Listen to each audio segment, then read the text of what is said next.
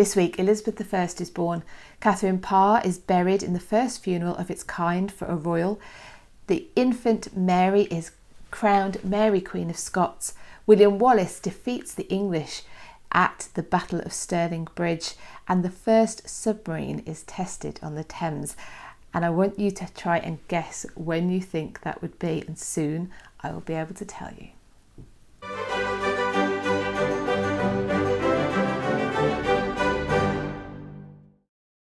Welcome to the latest episode of This Week in British History with me, Philippa Lacey Brewell, where I round up some of the events which happened in this week in British history. If you love British history, then you are definitely in the right place. So go ahead and hit subscribe so that you get notified every time a new episode goes live. They go live weekly, so if you can't wait that long, please do come and find me on Facebook, Instagram and Pinterest. Our first story this week, and Elizabeth I is born on the 7th of September 1533 at Greenwich Palace. Elizabeth's parents were Anne Boleyn and Henry VIII, and she was fully expected to be a boy. The pre-written announcements for the arrival of a prince had to be hastily doctored with the addition of an S after prince so that it now read princess. The celebratory joust was cancelled, and Anne and Henry must have been left wondering if God really was on their side. Now, looking back, many consider Elizabeth I to be one of our most successful and popular monarchs. But at the time of her birth, her parents wanted an heir for Henry, a boy. And they had gone through personal upheaval, but obviously the whole country had gone through massive changes to enable Henry VIII to divorce his first wife, Catherine of Aragon, and marry Anne. Anne had been pregnant at her coronation and had been absolutely sure she was going to be able to give Henry what Catherine couldn't, a son and heir.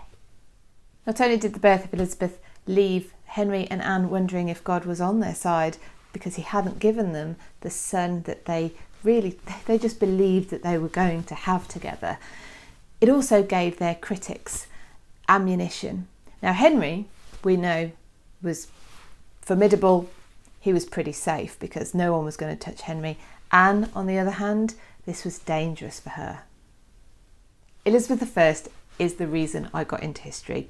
So I am really happy to announce that we have a second Elizabeth I Experience tour next year.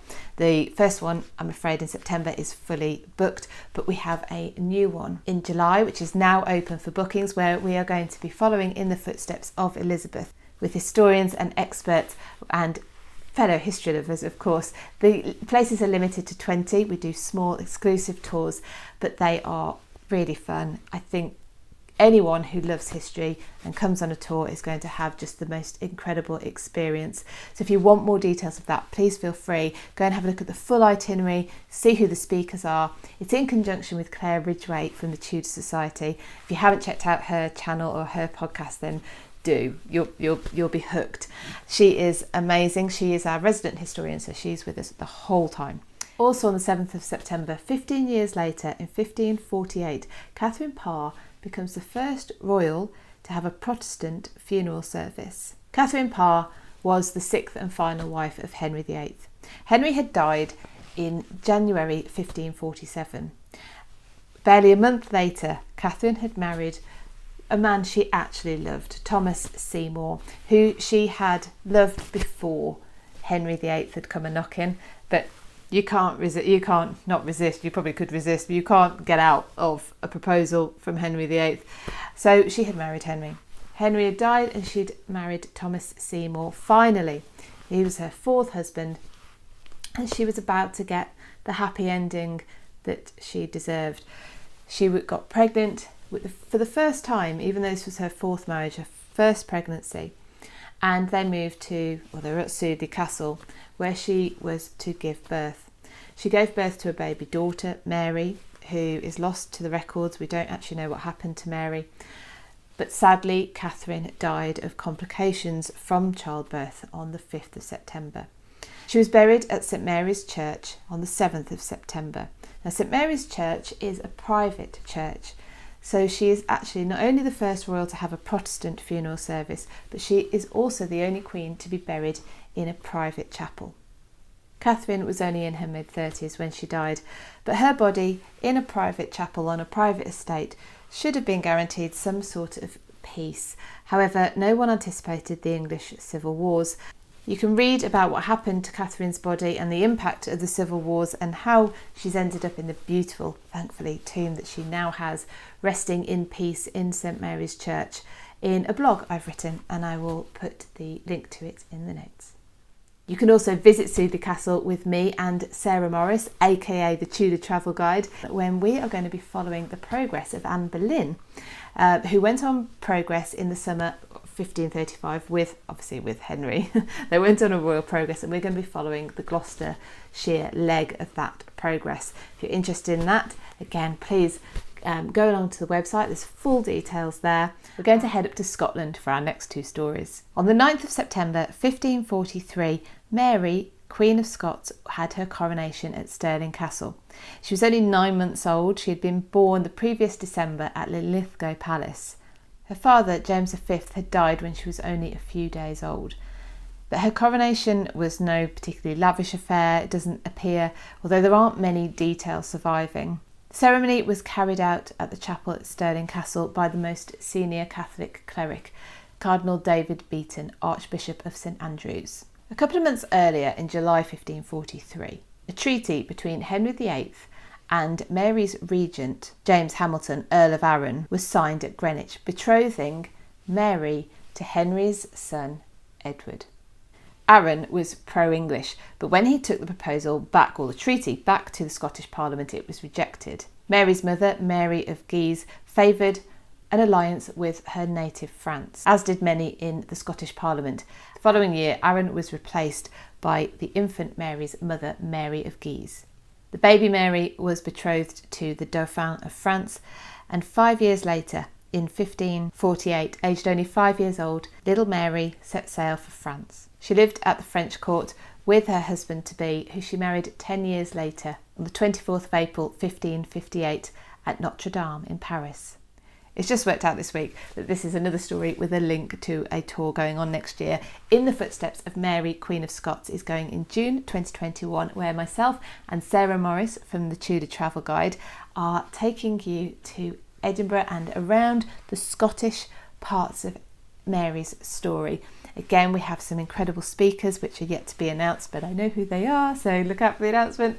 And if you're interested, or you just want to be nosy and have a look where the tour goes, please have a look on the website. You can see all the tours that are available, and you can see the full details of each one. Our second story from Scotland this week, the 11th of September 1297, saw the Battle of Stirling Bridge and William Wallace defeating the English. Back in 1290, Edward I had been asked to arbitrate where there were 13 contenders for the Scottish throne. He had chosen a man called John Balliol. He expected John Balliol to be a bit of a puppet king. He wanted to be overlord of Scotland, like he persuaded the Welsh to be overlord of Wales, persuaded. The way Edward I persuaded people was not how you'd want to be persuaded, but he wanted to do the same with Scotland. He didn't find John Balliol as pliable as he had hoped. Rebellion, if you could call it that, broke out in 1295. The English invaded and defeated the Scottish at the Battle of Dunbar. By 1297, and Edward I is off fighting in France, and the Scots see their chance to once again rise against imposed English rule. They were led by Sir William Wallace and Sir William Moray. English authority in the north of Scotland had all but collapsed at this time, but it had left Dundee as an isolated English outpost. The English, under the command of John de Warenne, Earl of Surrey, planned to travel via Stirling to Dundee to relieve the beleaguered garrison there. The English army was reported to be bigger than the Scottish army, but apparently not maybe by as large a margin as some reports say. The English are estimated to have had 7,000 troops and the Scots 6,000, and the two sides met at Stirling Bridge.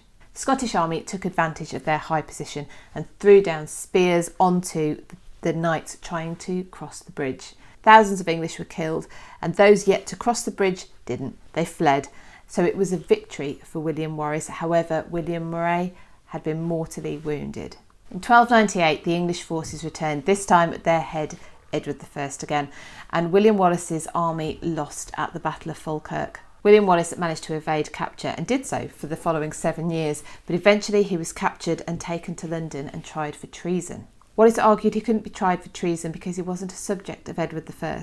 However, the precedent for this had already been set by Edward back in 1283, when the brother of the Welsh Prince of Wales, Dafydd ap Griffith, had been tried for treason. And again, in the video about Dafydd, I explain that he was the first person to ever be hung, drawn and quartered in England, and it was a punishment designed particularly for this new crime of rebellion as treason.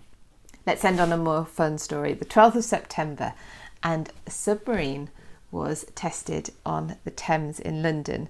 Now, did you have a guess as to what year you thought this might be?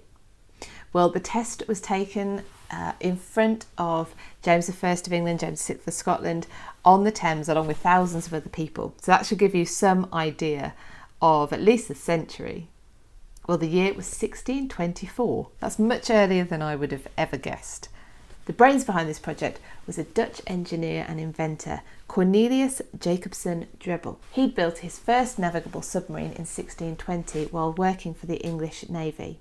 The submarine was a wooden-framed, leather-covered, steerable vessel. In the 4 years between 1620 and 1624, Drebbel had managed to design another 2 submarines based on his first design from 1620, each time being slightly bigger. The version in 1624 that was tested on the Thames could take 16 people, and it was powered by 6 oars. The submarine stayed submerged for 3 hours, travelling from Greenwich to Westminster and back. It cruised at a depth of between 12 and 15 feet, which is around about 4 to 5 metres. Drebbel even took James on board to do a test dive beneath the Thames, making James the first monarch ever to travel underwater. Thank you for joining me this week. Please give it a thumbs up, comment and share the video. It helps to spread the word to other history lovers. Take care, have fun.